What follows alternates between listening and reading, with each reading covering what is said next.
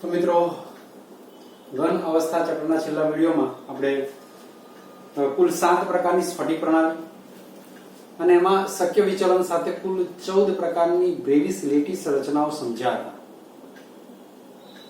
એમાં એબીસી એટલે કે ધારની લંબાઈ વિશેની માહિતી ઉપરાંત આલ્ફા બીટા ગેમા ખૂણા અક્ષીય ખૂણા વિશેની માહિતી પણ આપણે જોઈ હતી. હવે આગળ વધીએ અને સાથે એ બતાવો કે જે આપણે ઓલરેડી સમજ્યા છીએ એ તમને બુકમાં કેટલીક એની ઇન્ફોર્મેશન વધારાની પણ આપી છે. મેં તમને સમજણ બધી અહીં આપી દીધી છે, પણ એની એ જ બાબતને 3 ડાયમેન્શન વેમાં બતાવવાની કોશિશ બુકમાં કરી છે. એટલે તમારી પાસે બુક ના હોય તો વિડીયો પોઝ કરીને એક વખત તમારી ટેક્સ્ટ બુક લઈ લો, તો જેથી કરીને હું તમને સમજાવું કે કયા પેજ ઉપરથી આપણે કયું કામ કરવાનું છે. તમે જોશો તો તમારી જે ટેક્સ્ટ બુક છે એ ટેક્સ્ટ બુકના પેજ જોશો નંબર 10 નંબરના પાના ઉપર કુલ પેલું ટેબલ આપ્યું છે જે મેં તમને સમજાવ્યું અને એની ઉપર તમને કુલ 7 આકૃતિઓ આપી છે. રાઈટ, એ કુલ 7 આકૃતિઓ શેની હોય? તો સ્વાભાવિક રીતે કે જે 7 સ્ફટિક પ્રણાલીઓ છે એની આકૃતિ હોય.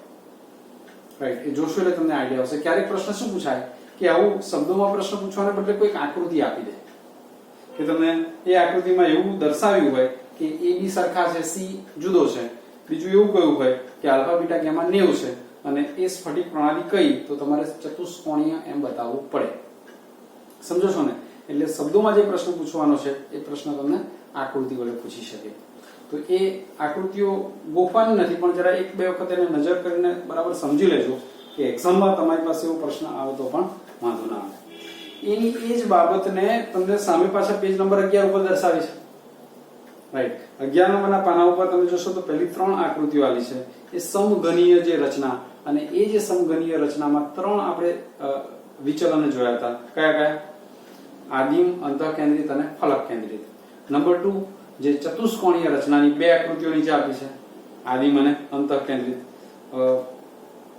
એના પછી ઓર્થોરોમ્બિકની 4, રાઈટ, મોનોક્લિનિકની 2 આપી છે અને પાછળના પાના ઉપર તમને 3 આકૃતિ આપી છે. એ 3 આકૃતિઓ જે 3 આદિમ કોષ બને છે.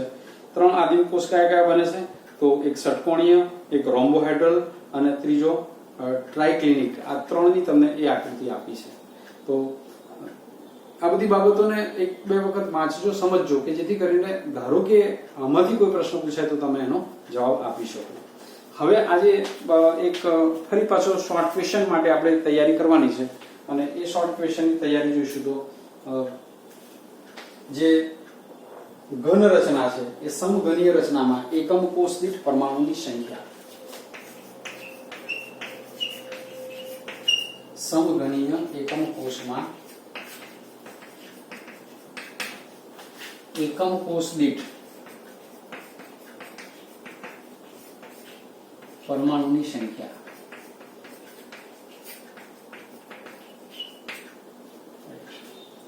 ત્રણ પ્રકારના સમઘન માટે આપણે જોઈશું. એકમ કોષ, અને એ એકમ કોષ એક તો આદિમ સમઘન, બીજો ફલક કેન્દ્રિત સમઘન અથવા એને એફસીસી કહીશું. એફસીસી અંતઃકેન્દ્રિત સમઘન, અને એને આપણે બીસીસી બોડી સેન્ટર ક્યુબ કહીએ છીએ. અને એમાં એકમ કોષની પરમાણુની સંખ્યા આપણે જાણવી છે. રાઈટ, અહીંયા ખૂણાના લીધે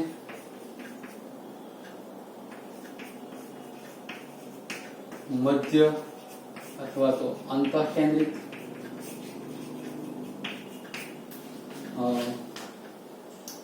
ફલક,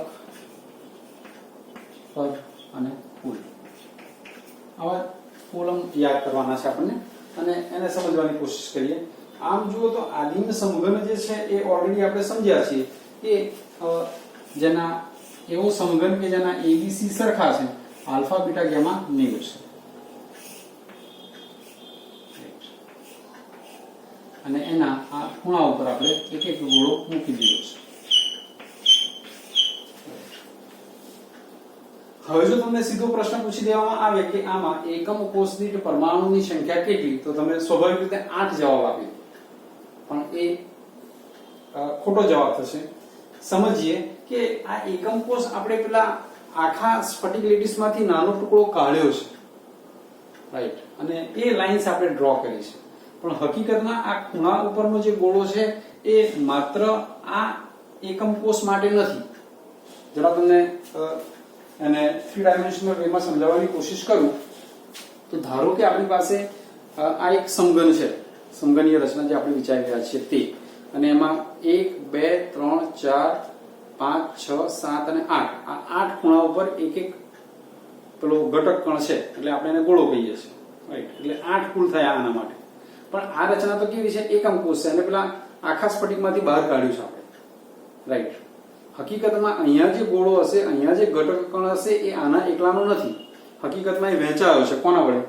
માનો કે આપણે આને જોઈ લઈએ તો અહીંનો ગોળો વહેંચાયો છે. કોના વડે? આના વડે.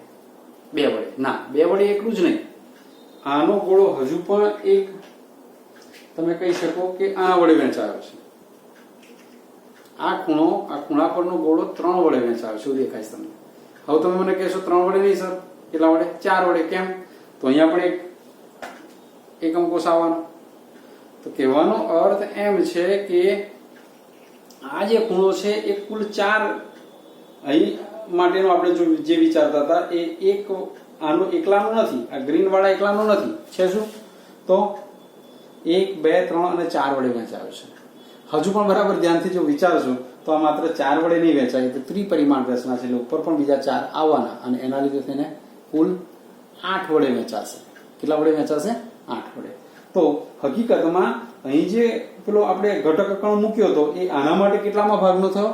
8મા ભાગનો થયો, કારણ કે એ 8 એકમ કોષ વડે વહેંચાય છે, રાઈટ.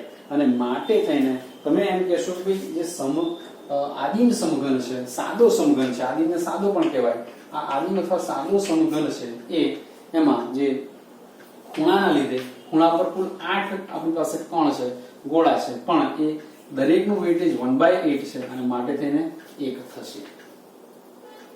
એકમ કોષની પરમાણુ કેટલા થશે? માત્ર 1. 8 ખૂણા ઉપર 8 છે, પણ દરેક ખૂણો 8 એકમ કોષ વડે વહેંચાય છે, એટલે એક એકમ કોષ માટે એક ખૂણા પરના ગોળાનું નો ભાર કેટલો અથવા તેનું વેઇટેજ કેટલું? તો 1/8 થશે, એટલે 8 1/8 1 થશે.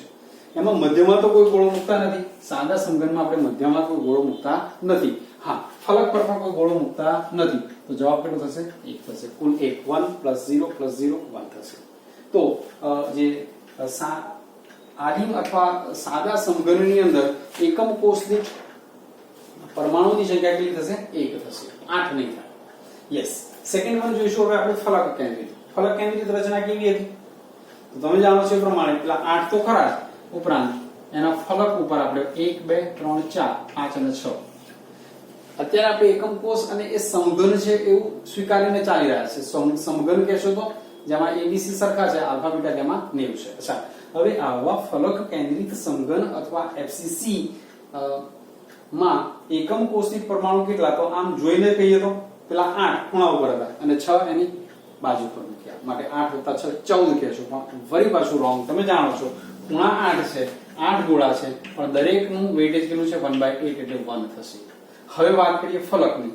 તમે જાણો છો કે ભાઈ એફસીસી રચના જે છે એ એફસીસી રચનામાં આપણે 1 2 3 4 5 6 7 અને 8 ખૂણા ઉપરાંત એના ફલક ઉપર કહેશો તો અહીંયા આપણે એક એક ગોળો ગોઠવીએ છીએ, રાઈટ.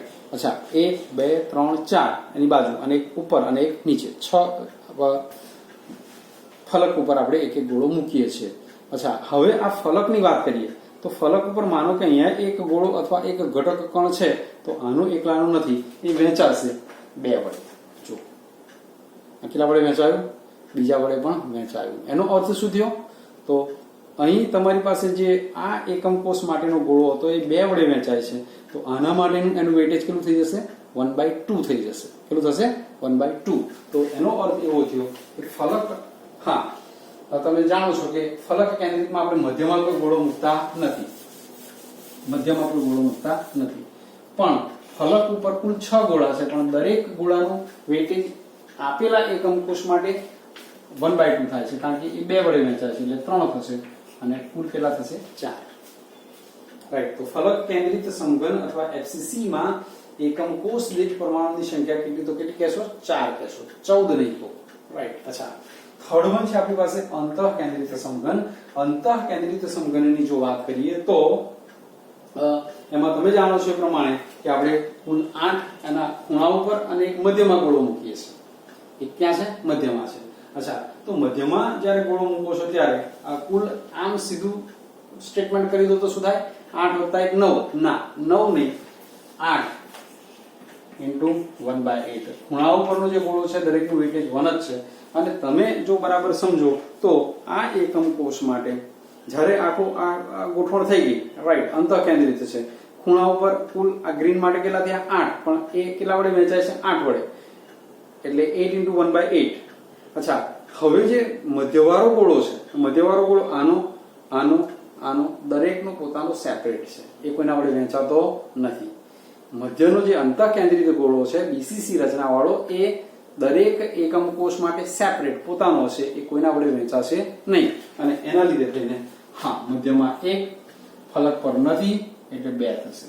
તો મિત્રો, આ જે પ્રશ્ન છે એ મલ્ટિપલ ચોઇસ પ્રશ્નોમાં તમે જૂના પેપર જોશો તો પણ તમને દેખાશે કે આદિમ સમઘન અથવા ફલક કેન્દ્રિત સમઘન અથવા એને એફસીસી પણ કહેવાય, અંતઃકેન્દ્રિત સમઘન કે જેને બીસીસી કહીએ છીએ, એમાં એકમ કોષ દીઠ પરમાણુની સંખ્યા કેટલી? તો યાદ રાખશો, આદિમમાં 1, ફલક કેન્દ્રિતમાં 4 અને અંતઃકેન્દ્રિતમાં 2. ફરીથી, આદિમમાં 1, ફલક કેન્દ્રિતમાં 4 અને અંતઃકેન્દ્રિતમાં 2 થશે. પ્રશ્ન થોડો ટ્વિસ્ટ કરે તો એ રીતે પૂછે કે ફલક કેન્દ્રિત સમઘનમાં ફલકના લીધે એકમ કોષ દીઠ પરમાણુની સંખ્યા કેટલી? આપણે ઉતાવળમાં શું કરી દઈએ?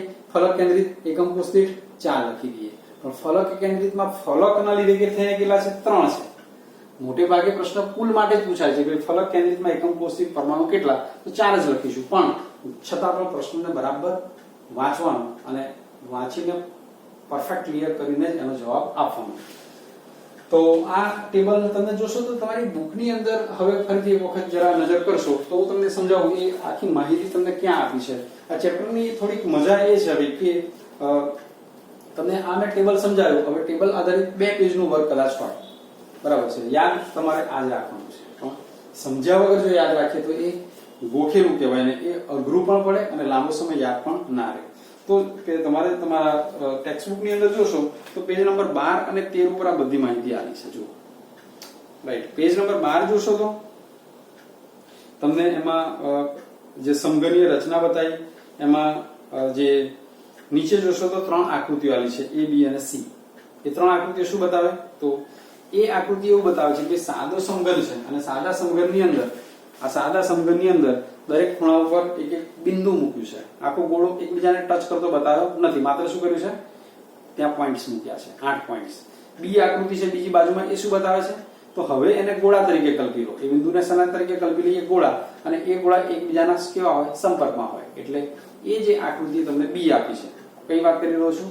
પેજ નંબર 12 પર નીચે બી આકૃતિ, રાઈટ. અચ્છા, હવે સી આકૃતિ જોશો તો હવે એને આ બધા ગોળા ગોઠવી દીધા એકબીજાના સંપર્કમાં હોય એવા, અને પછી એને સમઘનની રીતે કાપી દીધું.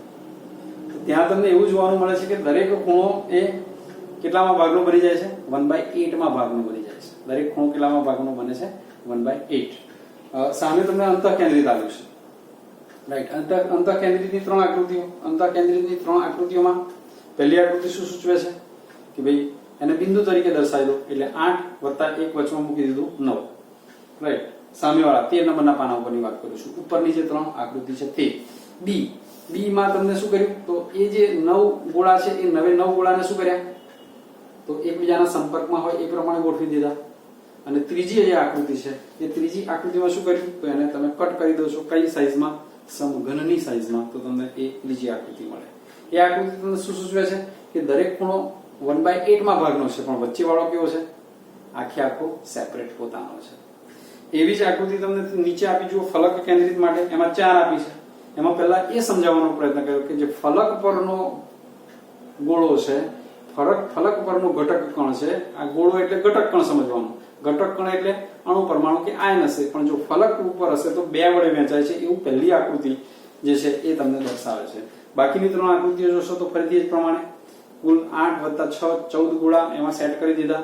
બાજુની આકૃતિમાં એ 14 ગોળાને શું કર્યા, એકબીજાના ટચમાં દર્શાવી દીધા. અને સી આકૃતિમાં શું કર્યું, તેને કટ કરી દીધું. કટ કરી દીધું તમને દેખાય છે કે જે ખૂણા પરનો ગોળો છે એનું વેઇટેજ કેટલું થાય છે 1/8 અને ફલક પર 1/2 રહે છે. રાઈટ. હવે આ જે વસ્તુ છે મેં તમને જેને કહેવાય કે આખા આ 2 પેજના વર્કને મેં એક ટેબલમાં બનાવી દીધું છે.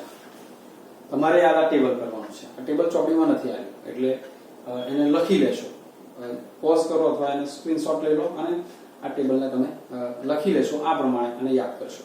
તો કહેવાનો અર્થ મિત્રો શું છે કે 2 પેજનું કામ છે, સમજણ અગત્યની છે કે જો સમજ્યા વગર તમે ફલક 2 વડે વહેંચાય છે એવું ગોખ્યા કરો તો ના સમજણ પડે, પણ હવે તમને બરાબર પરફેક્ટ આઈડિયા આવી ગયો છે. તો હવે તમને યાદ કરવામાં સરળ રહે અને સરળતાથી યાદ કરવા માટે પણ તમને કહ્યું એ પ્રમાણે શું કરશો, તો આ ટેબલ તમારે એની હાવ એટલે કે 2-3 વખત લખશો પણ આ ફોર્મમાં લખજો તો સરળ બનશે. રાઈટ. તો આ વાત કરી આપણે એકમ કોષ દીઠ પરમાણુની સંખ્યાની. અચ્છા, હવે પછી આપણે જોવાનું છે સંવૃત સંકુલન રચનાઓ. રાઈટ. સંવૃત સંકુલન રચનાઓ ધ્યાન રાખવાની આપશે.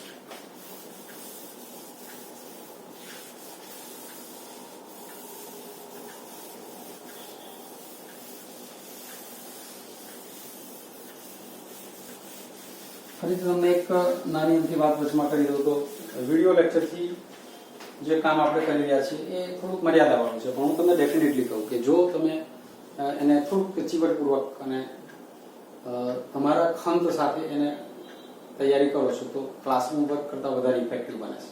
કારણ કે ક્લાસરૂમમાં તમે એક વખત એ ટોપિક સમજી લીધો પછી જો એને તમારે સમજવો છે તો કદાચ તમારે ટીચરને મળવું પડે, જ્યારે અહીંયા તમે એને ફરીથી રિપીટ કરી દો છો વિડીયો તમને ખબર પડી જાય છે. રાઈટ. એટલે મિત્રો જો પોઝિટિવ વેમાં લેશો તો હું માનું છું કે જે ક્લાસ વર્ક કરતા છે એ કરતાં પણ વધારે ઇફેક્ટિવ વેમાં તમે વર્ક કરી શકશો. અને ડેફિનેટલી તમને કહું કે જો બરાબર ધ્યાનપૂર્વક વર્ક કરો છો તો સોલિડ સ્ટેટ ચેપ્ટર એ મોટે ભાગે એવું લોકો માને છે કે એને થોડુંક સમજાવવાનું અગવડવાળું વગેરે વગેરે છે, પણ એ ચેપ્ટરમાં પણ તમે પૂરી સમજણ પણ મળે અને પૂરા માર્ક પણ મળે. રાઈટ. અચ્છા, મારો પ્રયત્ન પ્રમાણેનો છે, તમે કેટલો પ્રયત્ન કરી રહ્યા છો એ તમારા ઉપર છે. યસ. હવે વાત કરીએ છીએ સંવૃત સંકુલન રચનાઓ.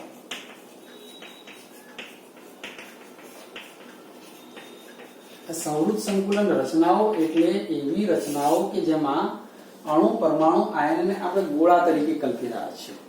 આપણો અલ્ટિમેટ એમ શું છે, છેવટનો આપણો હેતુ શું છે, છેવટનો આપણો ધ્યેય શું છે કે આપણે એ જાણવું છે કે આપેલા સ્ફટિકમય ઘન પદાર્થની અંદર એના ઘટક કણ, એના અણુ પરમાણુ આયન એ કેવી રીતે ગોઠવાયા છે. રાઈટ. અચ્છા, તો એ સમજવા માટે એ અણુ પરમાણુ આયનની જગ્યાએ હવે એવું માની લઈએ કે ત્યાં ગોળા છે. રાઈટ. તો આપણે એક વખત ગોળાની રીતે સમજીશું કે ત્યાં સ્ફિયર અથવા ગોળા મૂકેલા છે. વર્તુળ જુદી વસ્તુ છે. વર્તુળ એ 2 ડાયમેન્શનલ છે અને ગોળો કહેશો તો એ 3 ડાયમેન્શનલ છે. અચ્છા, તો એવા ગોળા આપણે કલ્પી લઈશું અને એ ગોળા એકબીજાના સંપર્કમાં હશે અને જે રચનાઓ બને છે એ રચનાઓ વિશેની માહિતી એટલે સંવૃત સંકુલન રચનાઓ.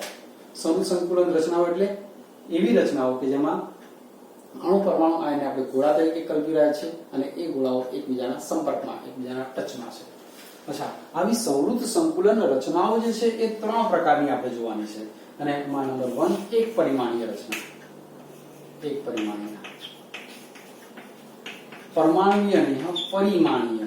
પરિમાણ કહેશો તો ડાયમેન્શન, એક ડાયમેન્શનમાં. રાઈટ. એક ડાયમેન્શનમાં કહીશું તો આ એક ગોળો છે, તમે આ એનું સેન્ટર અને આ ગોળો આ મૂક્યો. આવા જો ગોળાઓ એ એક આખી લાઈનમાં મૂકવામાં આવે, રાઈટ, એક આખી હરોળાની બનાવી દેવામાં આવે, એક લાઈન આખી બનાવી દેવામાં આવે તો આ એક પરિમાણ, એક અક્ષ નો ઉપયોગ કરો છો તો તમે કહી શકો કે એક પરિમાણ છે. 2 અક્ષ x અને y નો ઉપયોગ કરો છો દ્વિપરિમાણ છે. 3 અક્ષ x y z નો ઉપયોગ કરો છો તો ત્રિપરિમાણ છે. ત્યારે એક જ અક્ષ x અક્ષ ઉપર બધા ગોળા ગોઠવેલા છે તો એને આપણે એક પરિમાણીય રચના કહીશું. અચ્છા, આ એક પરિમાણીય જે રચના છે એમાં જો ગોળાની રીતે તમને સમજાવવાની કોશિશ કરું તો આ પ્રમાણેના ગોળા ગોઠવાયેલા હશે. રાઈટ. આ ગોળાઓ એકબીજા સાથે આ પ્રમાણે ગોઠવાયેલા હશે એક જ લાઈનમાં. ચલો આ ત્રણને આપણે એડજસ્ટ કરીએ. ઓકે, આ ગોળાઓ એકબીજાના સંપર્કમાં આ પ્રમાણે છે ને આખી એક લાઈન છે આ પ્રમાણે આવી જ એક આખી લાઈન છે. અને આ જે ગોળાઓ છે એ એકબીજાના સંપર્કમાં છે એક જ લાઈનમાં છે એટલે એક પરિમાણ થયું, એક્સ અક્ષ ઉપર જ માત્ર છે. હવે બીજું આમાં અગત્યની એક બાબત એ સમજવાની છે કે એનો સવર્ગાંક. સવર્ગાંક એટલે આપેલો ગોળો એ અન્ય કેટલા ગોળા સાથે ટચમાં છે. આપણે ત્યારે ત્રણ જ બતાવ્યા છે. એવી આખી લાઈન છે અનંત સુધી, એવું માનો આવી આખી લાઈન અનંત સુધી છે. તો દરેક ગોળો કેટલાના સંપર્કમાં આવવાનો? એક આ તરફ અને એક આ તરફ, એટલે બે. એનો સવર્ગાંક બે થશે. સવર્ગાંક એટલે આપેલો જે ગોળો છે એ કેટલા અન્ય ગોળાના સંપર્કમાં છે, અને સાથે સવર્ગાંકની સાથે સાથે એમાં ગોઠવણ અહીંયા એક જ લાઈન છે, અને માટે થઈને એની જે પેટર્ન છે એ ગોઠવણ છે એ માત્ર એ થશે. રાઈટ. તો એક પરિમાણીયથી આપણે શરૂઆત કરી કે જેમાં સવર્ગાંક બે છે અને એની ગોઠવણ બે થાય છે. આ એક પરિમાણ પરથી બે દ્વિપરિમાણ પર જઈશું અને દ્વિપરિમાણ પરથી ત્રિપરિમાણ પર જઈશું.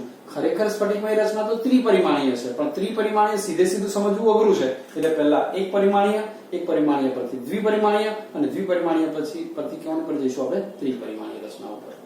તો એક પરિમાણીય રચનાથી શરૂઆત કરી છે સમૃદ્ધ સંકુલન રચનાઓની, અને દ્વિપરિમાણીય આપણે હવે પછીના દ્વિપરિમાણીય અને એના પછી ત્રિપરિમાણીય રચના પછીના વિડીયોમાં જોઈશું. તો અહીંયા અટકીએ છીએ એક પરિમાણીય વિશે સમજ્યા આપણે. દ્વિપરિમાણ ત્રિપરિમાણ નેક્સ્ટ વિડીયોમાં એને એક્સપ્લેન કરીશું. Thank you very much.